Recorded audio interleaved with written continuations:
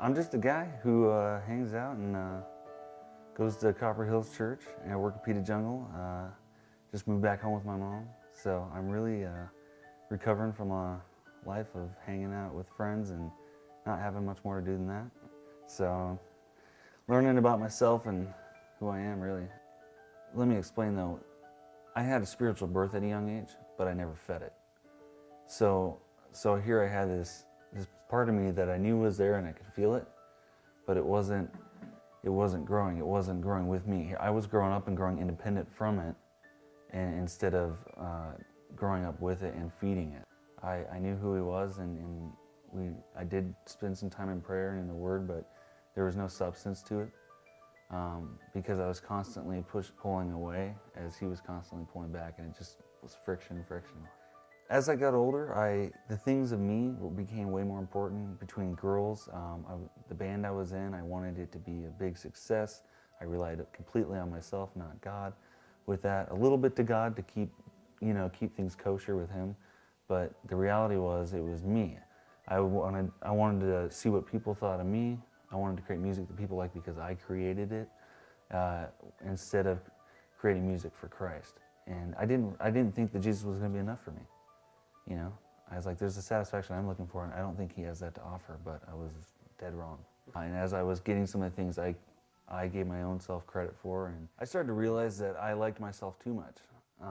I liked what I did, and it was all about me. And when I started to pick up on all these little things I'd heard from the past and started seeing how it applied to my life and where I was at, I was like, man, I'm that guy. Like, I'm that guy who's missing out on such a much bigger picture, where here I thought I was fulfilling it by just enjoying life. I thought I was here to enjoy life, and which I was, but I wasn't really enjoying it, and I started to not like life. And eventually the finality of the cross came in, and I started to put the pieces back together and say, okay, I was wrong about the most simplest subject of Jesus dying on the cross for my sins, raising from the dead, and my life being saved because of that, and because of the acknowledgement of that, but also because of what I do with my life. I lost the record deal I had. I lost a lot of friends I had.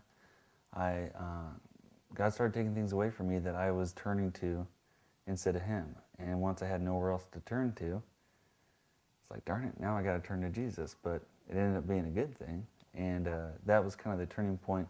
And not just that, it really, where I was at in life and where I was living, ended up putting me at Copper Hills, and I didn't like it.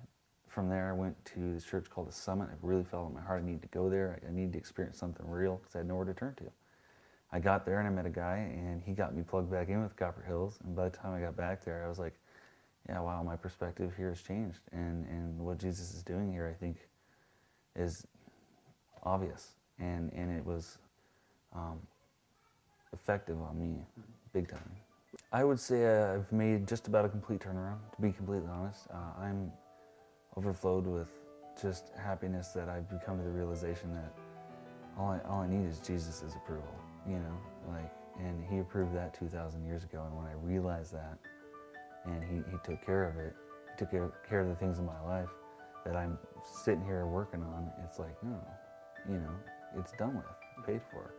And I'd say I'm not completely there, I think I'll always be growing and always be learning more about God, and I can't wait to find out more.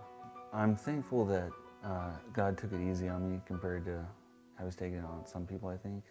I'm thankful to grow up in an environment where Christ was the center of it.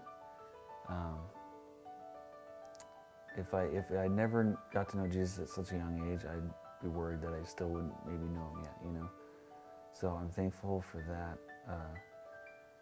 I know most of my friends didn't have that, so I did, and I'm thankful. And it's created a testimony for me to hopefully go out to other people, and it's also created a reality in my life where I've been substantially changed, in genuineness. It's not just I hear about it, and it's real for me.